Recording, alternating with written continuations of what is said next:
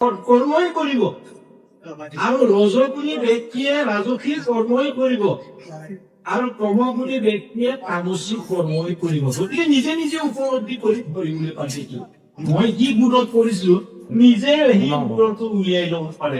আপোনালোকে উলিয়াই ল'ব দেই, মই এইটো কৈ ললো। মই এই আভাসটো দিলো সৎগুণী ব্যক্তিয়ে সৎকৰ্মই কৰিব। সৎকৰ্ম কোনবোৰ? ভক্তি কৰে, ইয়ে সৎকৰ্ম। নিজৰ ভক্তি কৰে, সত্যভাৱে চলে, তেওঁৱে সৎগুণী ব্যক্তি। গতিকে সৎগুণত থকা ব্যক্তিয়ে সদায় সৎ কৰ্মই কৰে। ৰজগুণী ব্যক্তিয়ে সদায় ৰাজস্বিক কৰ্মই কৰে। MLA MP মন্ত্ৰী এইবোৰ ৰাজস্বিক। ৰজা কথা কোন মানুহ নহয় এই বুলি কওঁ। গৰু কিয় কৰো? হাল বাওঁতে যিবিলাক গৰুৱে খুব পটককে হাল পটককে মানে নাঙল নাটানে, মানুহে পিঠি এনেকে কোবাই নহয়, গৰু এনেকা হৈ যায়, পিঠিটো সোমোৱাই দিয়ে ইমান পিঠে, তথাপি সেই গৰু খৰখেদাকে নাযায়। কিছুমানে একদম চিকাত এই হাতৰ পৰা একদম এনেকা ঠেলিব, একদম ঠেলিব, অনুভৱ যাব খালে বেলেগত ঠেলি পেলাই হাল বায়, তথাপি পিছত নাযায়।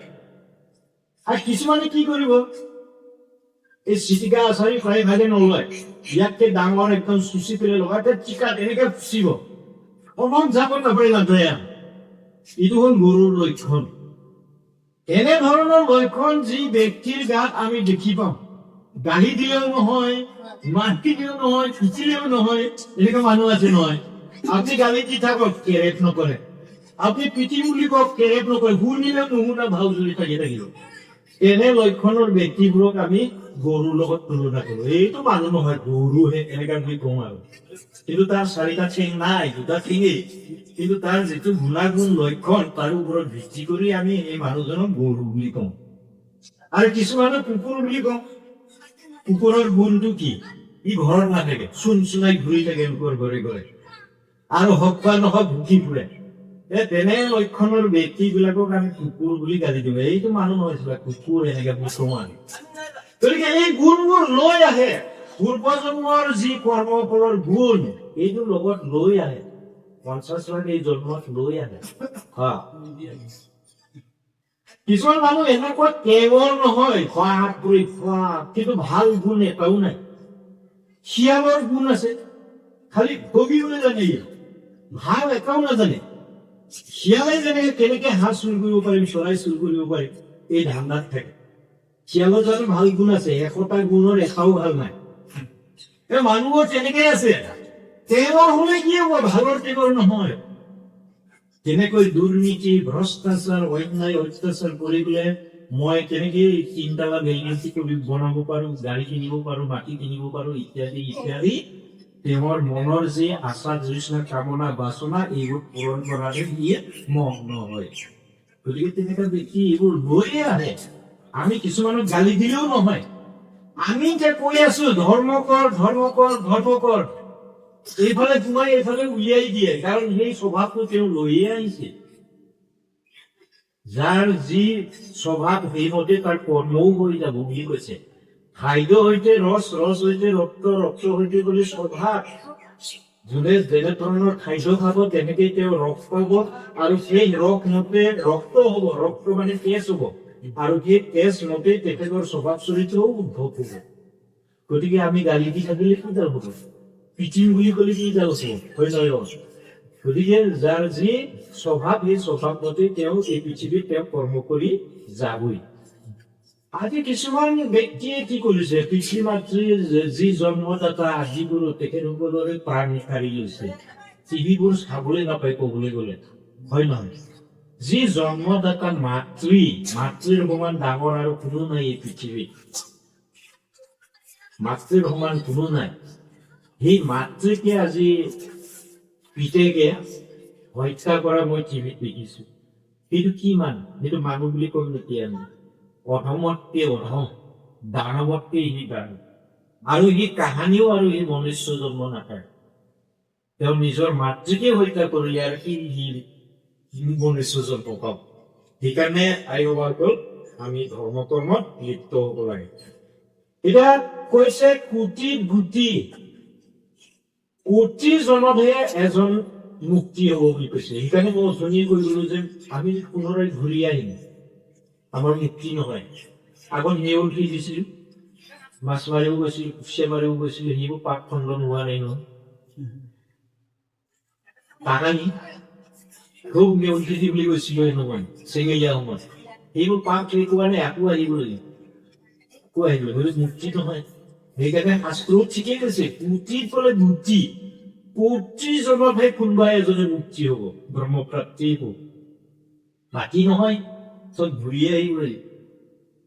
কিছুমানে নৰকত যাব, কিছুমানে মনুষ্যত যাব, নহয় নহয়, তেনেকে ভাগ ভাগ কৰ্ম অনুযায়ী যাব আৰু জন্ম লব লাগিব আকৌ পুনৰ।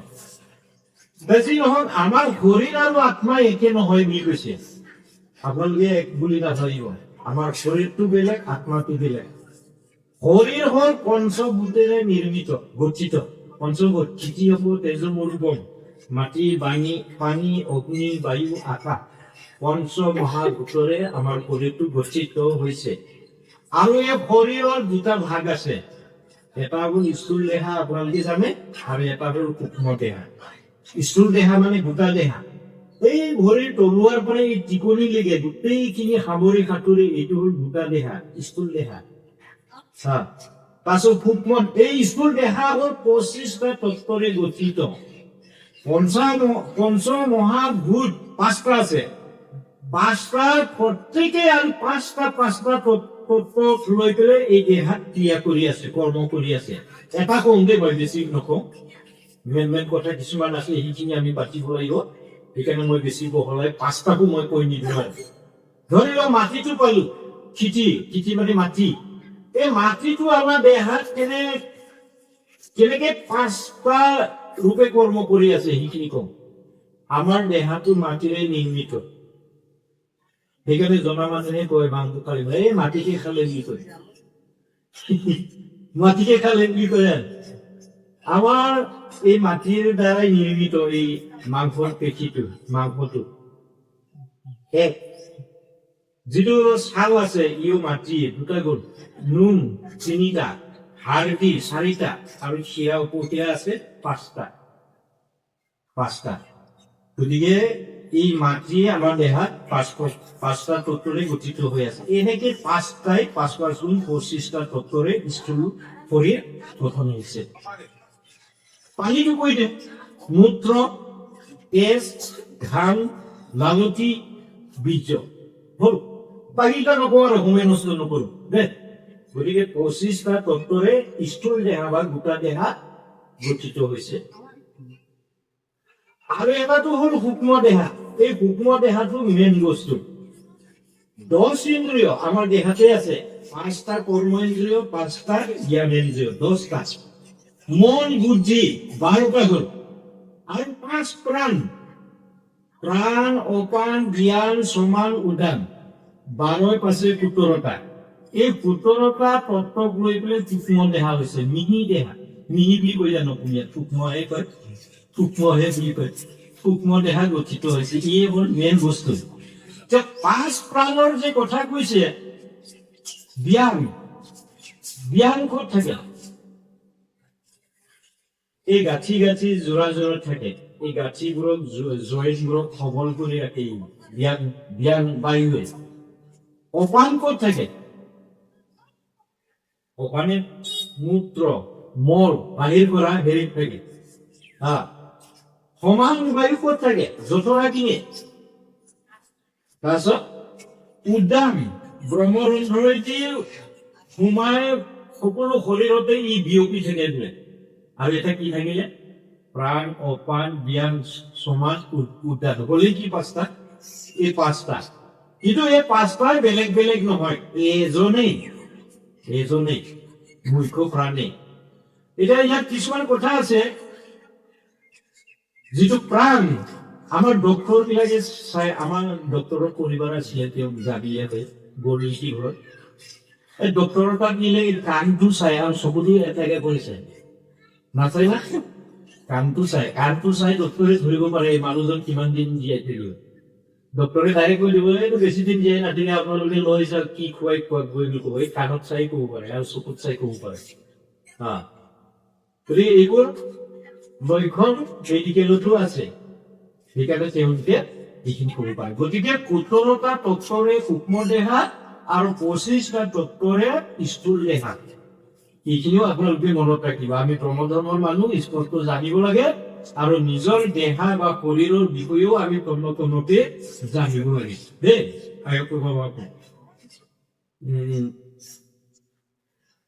এতিয়া কি বুলি কৈছে, আৰু থাকিলে কি থাকিলে আত্মা। আৰু এটা কৈছে যে এই দেহাটো ইন্দ্ৰিয়বোৰৰ ঘৰ বুলিও কৈছে, ইন্দ্ৰিয়বোৰৰ ঘৰ বোলে। কেনেকে ইন্দ্ৰিয়বোৰৰ ঘৰ? 10টা ইন্দ্ৰিয় 10টা জেগাত আছে। আপোনালোকে চব ঘৰ হয় না নহয়, শাস্ত্ৰৰ মিছা কথা কোৱা নাই। চকু দুটা ঠাই ললেই দেখোন, কাণ দুটাও ঠাই ললে, নাকো ললে, মুখো ললে, হাত ভৰি গুজদাৰ মূত্ৰদাৰ আদি কৰি গোটেই ইন্দ্ৰিয়ই পৰিপূৰ্ণ, ইন্দ্ৰিয়ৰ ঘৰ বুলি কৈছে। আৰু এই দেহাৰ বোলে মৃত্যু আছে, লয় আছে, বিনাশ আছে, শেষ আছে। আমি কেইটা পালো? দেহাই 2 ধৰণৰ পালো, স্থূল দেহা, সূক্ষ্ম দেহা, আৰু এই দেহাৰ মৃত্যু আছে, আৰু পঞ্চ মহাভূতেৰে এই দেহা গঠিত, আৰু এই দেহাবোৰ ইন্দ্ৰিয়বোৰৰ ঘৰ। তাৰপিছত আহিলো আমি আত্মা, কাৰণ দেহা আৰু আত্মা একে নহয় বুলি কৈছে যে, এইকাৰণে আমি এইটো বিশ্লেষণ কৰি আছো। এতিয়া শৰীৰ আৰু আত্মা একে নহয় বুলি কৈছে। আত্মা হল এই দেহৰ পৰিচালক, আৰু এই আত্মাই এই শৰীৰটো চেতন কৰি ৰাখিছে। সেইকাৰণে মই এতিয়া বুকি আছো, আপোনালোকেও খুব চেতন হৈ মিলি আছে। যেতিয়া এই আত্মা শৰীৰৰ পৰা ওলাই যাব, তেতিয়া আমি গছৰ মূৰা হৈ থাকিম, কাঠৰ টুকুৰাৰ দৰে হৈ থাকিম, অচেতন জড় পদাৰ্থ হৈ থাকিম। গতিকে আত্মা হল এই দেহৰ বা শৰীৰৰ পৰিচালক। আৰু এই আত্মাই কি বোলে, যেতিয়া মানুহ বুঢ়া বুঢ়ী হয়, দেহা যেতিয়া জীৰ্ণ শীৰ্ণ হয়, তেতিয়া এই আত্মাই এই শৰীৰ ত্যাগ কৰি এটা নতুন শৰীৰত আশ্ৰয় লয়। এয়াই হ'ল মৃত্যু। যেতিয়া আমি বুঢ়া বুঢ়ী হম, দেহা আমাৰ জীৰ্ণ শীৰ্ণ হব, তেতিয়া এই শৰীৰ ত্যাগ কৰি আমাৰ আত্মাই এটা নতুন শৰীৰ ধাৰণ কৰিব বা আশ্ৰয় লব। সেইটো কৰ্ম অনুযায়ী কি শৰীৰ পাব সেইটো তেওঁ জানে।